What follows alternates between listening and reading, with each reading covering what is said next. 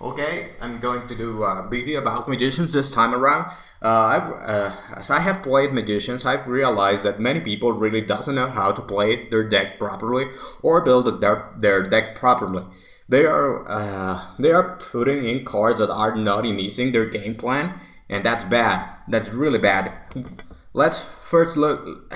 First, let's take a look at this card, performages cards. They're really good. Performages are amazing, are awesome, and are part of the meta. However, they don't blend well with magicians. They are really bad with magicians indeed. We're gonna see why. Okay, let's take a look at Damage Juggler. Damage Juggler is amazing. It can stop the most annoying card of the format in Weaver Eyes, but there is a big but. Magicians really shouldn't be playing that many level 4s. They are only playing this guy, and this guy is level 4s. So using rank 4 basic plays isn't really that easy, because you usually want this guy in your hand to assure you have scales for the next turn. With this guy there's no problem, but yeah, it's a 3 out of 4. It's not actually easy. And the second reason you shouldn't be using this guy is because it's useless turn 1. It's a card that is not igniting any combo if it's in your hand. It's in your combos, but it's not igniting them. That's a big problem with magicians. This card is basically only useful when you've got the scale. It's not useful before. That's bad. I mean, if you got this and set up the scales, yeah, he's really good because it's free. But if you don't have this, he's not igniting any combos. It's basically like starting with a 4-card hand and your opening. It's terrible. Mirror Conductor is a low scale, and deck has a lot of low scales too. It has plenty of low scales, 4, so it really doesn't need that. In the scale department, 2 is really not doing anything. The effect is nice, but you're not running Ragnar, which is like the main reason to run that card. So yeah, you really don't want this. If you start with this, you gotta put it in the pendulum zone, you're blocking your dragon pit, and that's really bad. Blocking your scales, that's awful. And yeah, suddenly this guy is not in defensive mode is not really going to take you far. So, which leads us to these cards. These cards are awful. People will say they're good. I think they're bad. They're awful. They are like starting with 4-card hands consistently, which if you add these 3 guys, you've got 6, and the many plus fires you may run. So you've got a plenty of useless turn 1 cards. So, I mean, this guy's good for outing the Notorious, but it really is awful for anything else. Opening this guy when you've got such a low level 4 count, it's so bad. It's really pointless, and yeah, it makes your hands worse because at the moment there are not rank 4s that are good going first. Most of rank 4s are really bad when going first, other than maybe Ptolemeus with Pleiades. Most of them are awful. So yeah, this guy's terrible. You basically run it in Pepe because you want a beast access and the potential answer to this. But yeah, opening this guy is so bad. This guy, don't even get me started on this guy. These guys are meant to be missing combos, but this guy is really don't start them. This guy is just a worse version of this guy because you've gotta summon it with like if you already have this guy, the juggler in hand, you're going to add plush, and then summon this guy, and then normal summon this guy and do fair lamps or pendulum summon, whatever you're going to pendulum summon, fair lamps and detach. I mean, I would need to see the hand completely to tell you the best play possible, but the point is that these cards are going to need your combos, not going to ignite them, and that's bad because it's instead of 5-card hand, you've got a 4-card hand unless you can combo off. Finally, the plush fire. The plush fire really isn't that good here because the Slayer really isn't that good here either. The Slayer is an amazing card. It's a meta binding card. It's an offer card, but if you really don't want to use it on magicians because it's going to block you, or it's going and it's not only going to block you, it's going to take half of your scale away. You can only play high level monsters or low level monsters. So that's bad. Magicians want to be able to summon the whole scale. So yeah, they're really not contributing a lot. Meaning, feeling the extra deck's nice. It truly is. I mean, when you open like Gloucester and this guy or whatever, you can open like God Eyes, whatever. With the Sky Arc, you can instantly win games, but that's really not going to happen as often as you think. So it's risky. Other than giving you random Ignister access, it's not going to do anything. And Ignister is good, but you really don't need Ignister here either. Your monsters are pretty good. So the same's true for Brushfire. You can only pop it in certain ways, and any other way it's not going to contribute to your hand. So I don't play them. So then, what's the correct way to play Magicians? Okay, this is the best card Magicians have available that Pepe don't. This card is amazing. This card is really sick. This card is like having an unblockable Pleiades every turn. Well, it's literally an unblockable Pleiades. That's really awesome. It's pretty hard to play around because like they go and summon King of the Fairlamps and you just bounce it. And then they have 4 cards at most to combo you off on turn 1. So getting this out on turn 1 is should be your main priority, and that's why you play the Searchers, the Raccoons. Yeah, keep in mind that Magicians are a combo deck. They are not a value-based deck like performages. These are a combo deck. Your game plan should be surviving turn 1 in every way you want and OTKing in the next turn. Yeah, that's what decks should be doing. And Raccoon helps support the Kirin. And if you open Kirin and Raccoon, you can search the second Raccoon with the first Raccoon, or you can play the Nekomata. If you play the Nekomata, you have the Nekomata, trigger the search, go Totem, pass with Totem, Kirin, another Bumbuku in hand. This allows you to have good control over the first turn of the game. Although they have like a godly hand with Weaver and Gloucester Plush. Yeah, they need a godly hand. So that's really important. Because this guy's going to hit the Castell, and then this guy's going to hit something. So, and if they play the scale, you just negate 1 scale. They need a really good hand. So, yeah, this is a combo deck. Keep that in mind. It's not a value-based deck. You are not trying to play a long game. You're trying to ignore the grind aspect of the game and just going straight into the unfair part. This guy's really unfair. I really don't... People is focusing their Pepe decks and summoning Nectoria Blast and Pleiades, which gives you a similar effect and locks down the opponent effectively instead of a strong stun card. But yeah, this deck's just different. It can do that. If you're going to do that, I suggest you to play Patrick Hoban's build. It's really good for that. It opens bits consistently quite a lot, and that's actually a problem. But well, it is what it is. No, it's no different for Pepe. It only has the trigger, the juggler, and the trigger as an answer for a single beast, and for beast Pleiades it has no answer. The next card I want to cover up is this guy, Noble Dragon Magician. Many people play one or skip it altogether, and that's a really big mistake. This is one of the best cards in the deck. This card is simply put amazing. It's a card that grants you the most advantage and gives you the best extra deck options. That's really strong because you got access to many different cards like Meteor Burst, which in turn gives you access to Absolute, which in turn gives you access to this guy or the Odite Rebellion, and it gives you access to these guys. These are your heavy hitters.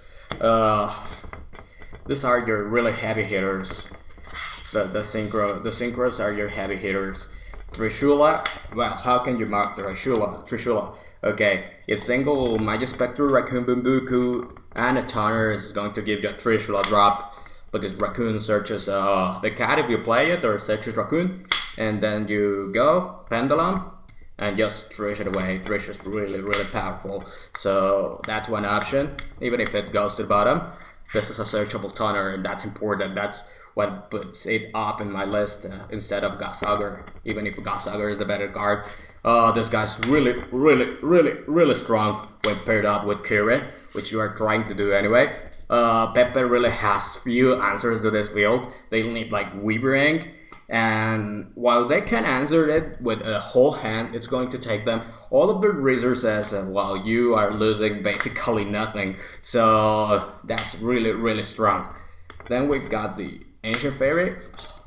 This deck is a combo deck, so I play it like that. An Ancient Fairy allows you to often begin, if you play enough field spells, with like this.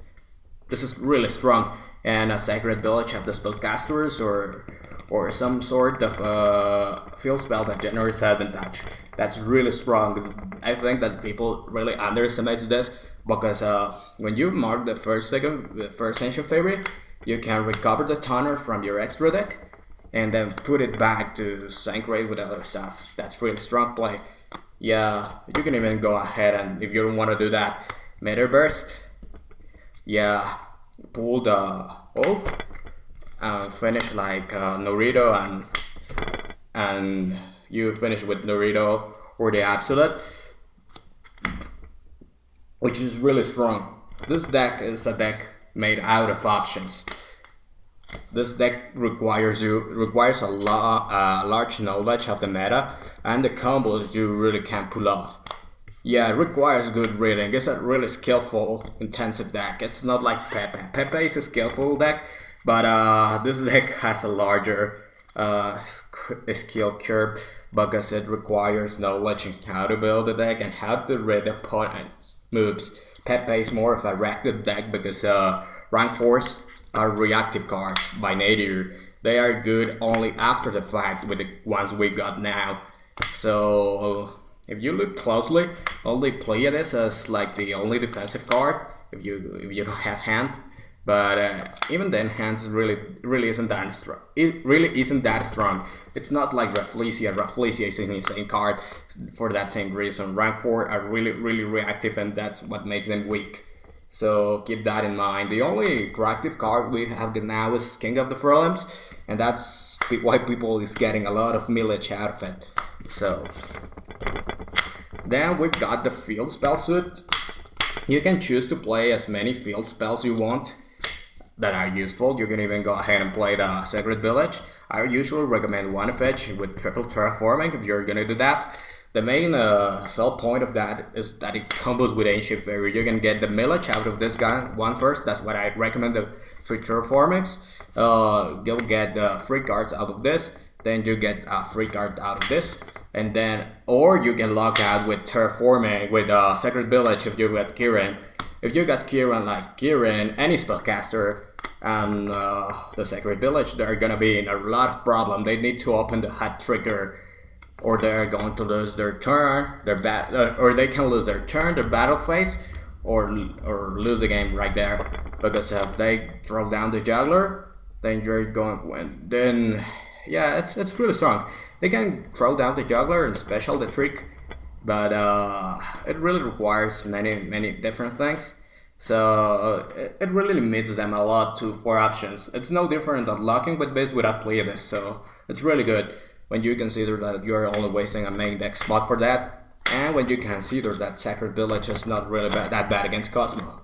It's not ideal, but it's not really that bad. And then we got this card. These cards are good. The problem with these cards is that this deck should be trying to go first to avoid this shit like Beast. And these cards are not turn 1 cards. They're really not turn 1 cards. Because if you open with this, you've got 1 less card to play the game. They are more like go second cards, and they're really good for that. They can answer best for 1 card, but yeah. On the other hand, we've got these guys, Speed Royals. These guys are good when going first, and good when going second. They're really awesome for many different reasons. They give us access to this guy, to this guy, to this guy, this guy, or this guy. It can give you access to other different stuff, but it requires more extra deck. But yeah, but they open up access by themselves to these guys, which can be really important. You special summon, you grab this guy, and then put totem to lock a bird from Wyvern Eyes, or when you go second and don't want to get hit by Wyvern Eyes, you put this guy to lock your field off. If they got Neuthoria Beast and they don't have Pleiades, this guy, change the level of this guy, Black Rose their field away. If you have already comboed off with Kirin, and you've got Kirin, you can even go ahead and you needed your normal summon for something, let's say raccoon, whatever. You can do this, like go for your special, use your normal summon for this, whatever, pendulum, whatever, go for this guy.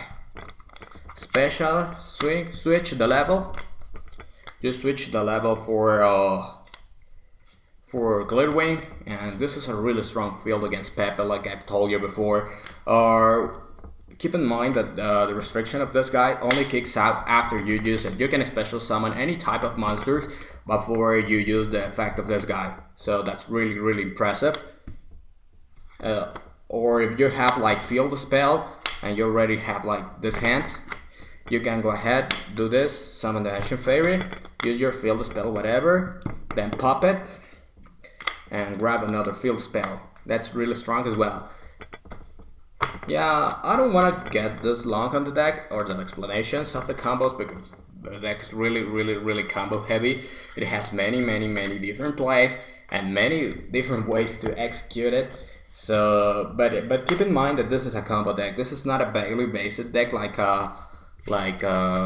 performages are, and you should build accordingly. If a card is not advancing your own game state in the turn 1, you shouldn't be playing it. And these cards really don't advance your gameplay. They give you legs and they give you some resistance against some decks, but not all of the decks, and they have their own flaws that people are overlooking because Dragonpulse splashes, because this combo is broken, and this guy can stop Wyvern. But there are many ways to stop Wyvern without having to resort to playing this, and I think that out of these options, the Speed Roys are the best option because they're good going first and second for Magicians. They're really good for both roles, and they also give you options and open up some locking up capabilities, which is what you want to be doing usually, because mirror matches are really strong and ruthless. So even if you compare it to this guy's a total great, you don't want to draw this, but these guys are really comparable to like 3 jugglers,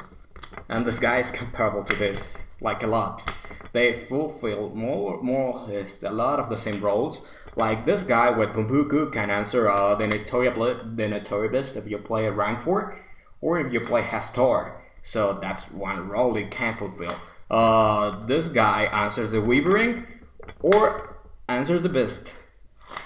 So this is more or less the same role these guys are doing, but this guy does it better because it can wipe their entire field instead of having to wait a battle phase. So they're they're really comparable. And these cards are good by themselves, even if they don't ignite combos, but even they need their combos, but they can also be good as a standalone, unlike these guys. These guys are only going to initiate your combos, so keep that in mind. That's it.